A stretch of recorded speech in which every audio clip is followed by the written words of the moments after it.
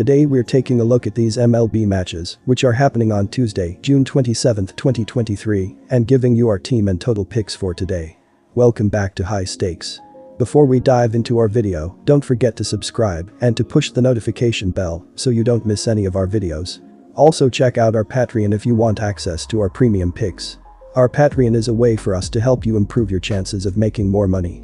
You will find the link to our Patreon in the description and comments section below. Milwaukee Brewers vs New York Mets. Milwaukee is expected to start Julio Teheran. In his last start, he went 5 innings and gave up 2 hits, 4 walks, 0 earned runs, and struck out 3 in a no decision against the Arizona Diamondbacks. He is 2-2 with a 1.53 ERA, 0.88 WHIP, and a 23/8 KBB ratio in 6 games started. Opposing batters are hitting .192 against Teheran. Milwaukee has been poor on offense this season. They are bottom 10 in the league in runs, hits, RBIs, batting average, OBP, SLG, and OPS. Willie Adames leads the team in home runs and RBIs. Christian Yelich leads the team in runs and hits. The Brewers' pitching staff has been very good this season. As a team, they are top 10 or around the top 10 in ERA, hits allowed, runs allowed, and batting average against. David Peterson may open the game for the Mets, but he will not stay in long, and it is looking like a bullpen game for New York. New York has been average on offense this season. They are around the middle of the league in runs, home runs, RBIs, batting average, OBP, SLG, and OPS. Pete Alonso leads the team in home runs. Alonso is top 3 in home runs in the MLB. The Mets pitching staff has been a major letdown this season.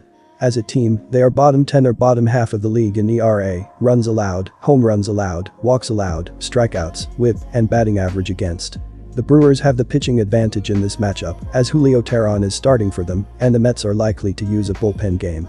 Teheran has been very good this season, with a 1.53 ERA, 0.88 WHIP, and a 23/8 KBB ratio in 6 starts.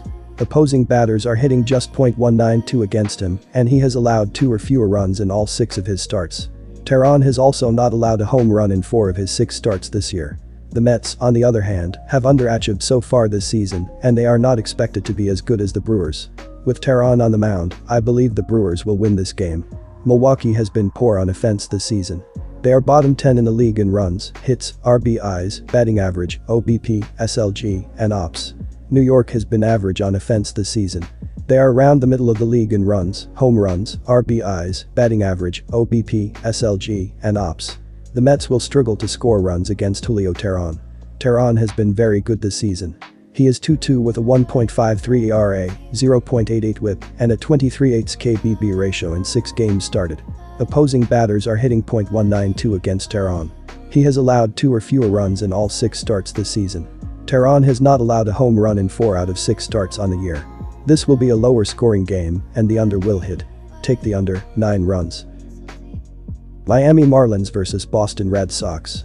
The Marlins picked up 3 of 4 from the Pirates and have gone 8-3 over their last 11 games. They held Pittsburgh to 8 runs in their 4 games, and on the year Miami's pitching has yielded 331 runs through 79 games. They have a 3.96 team ERA which ranks 12th overall, and the .239 opponent's batting average against them is 8th best. Alcantara hasn't been the force he was a year ago, allowing 54 earned runs over 95.2 innings this season. The right-hander gave up 5 earned runs in his last start. It was the 3rd time in his last 4 starts that he had given up that exact amount.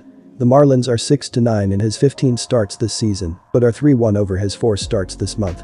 Miami's bats weren't hot by any means against the Pirates, averaging 3.3 runs per game. They have scored 4 or less runs in 6 of their last 8 games. They are batting .261 as a team, which is 7th best in the game, and they have scored 316 runs through 79 games. Luis Arias continues to be baseball's best hitter by a long shot, hitting .399, 71 points higher than the next batter in the game. The Red Sox are favored to win this game against the Marlins.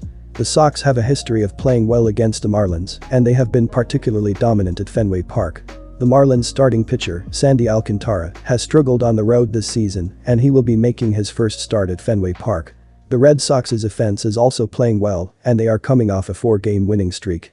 These 2 teams have combined to have 76 of their games remain under their respective totals. It's also been the trend in this series, with the 4 matchups and 5 of the last 6 going under. In their last 8 wins, the Marlins have scored 4 or less runs 4 times and have scored over 6 runs only once in that span. Boston's bats have been able to plate much of late, with 9 runs coming in their last 4 losses, while they scored just 3 runs in their last win. The under is 4-0 for the Red Sox in their last 4 games following a loss and 5-1 in the Marlins' last 6 after they've won, pickdawgz.com. Take the under. Minnesota Twins vs Atlanta Braves. The Twins have won 4 of their last 5 games, including a 6-3 extra inning victory over the Detroit Tigers, 33-43 Sioux, 3rd in AL Central, on the road Sunday afternoon. Third baseman Royce Lewis scored the game-tying run in the 8th inning on a throwing error and singled in the go-ahead run in the top of the 10th. Minnesota starter Bailey Ober pitched well, going 6 innings and allowing 3 earned runs on 5 hits and striking out 8 batters.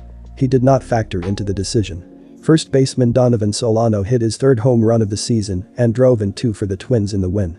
Reliever Joan Duran picked up his 11th save by pitching a perfect 10th.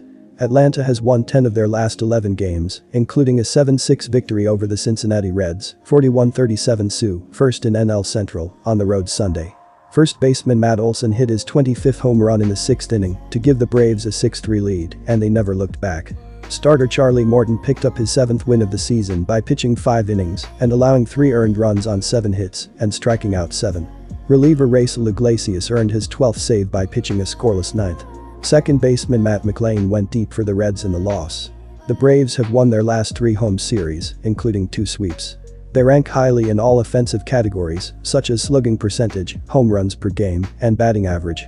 On the other hand, the Twins have been struggling on the road, ranking 2nd to last in batting average, .218. Despite leading the AL Central, they have only won 17 of their 37 road games. The Braves have a strong home record, winning 24 of their 39 games at Truist Park. They have also won 10 of their last 11 games against the spread. Based on these trends, I believe the Braves will win at home on Tuesday. The Braves have gone over the run total in 4 of their last 6 games at home. They have scored 8 runs or more in 5 of their last 7 games played at Truist Park. The Twins have gone over the run total in 4 of their last 7 games overall. The Braves have an elite offense this season, ranking 3rd overall in the league in runs scored per game with 5.52. Their pitching staff allows nearly a run more per game on average at home than they do on the road. Both teams rank in the top 10 in home runs per game. Atlanta ranks 1st in both in batting average and slugging percentage, so they are certainly capable of scoring in bunches quickly against the Twins. They have gone over the run total in their last 3 games and have scored at least 7 runs in each of those contests. Minnesota has gone over the run total in 2 of Ryan's last 3 games. Most signs point to a higher scoring affair when these 2 teams meet on Tuesday. Take the over.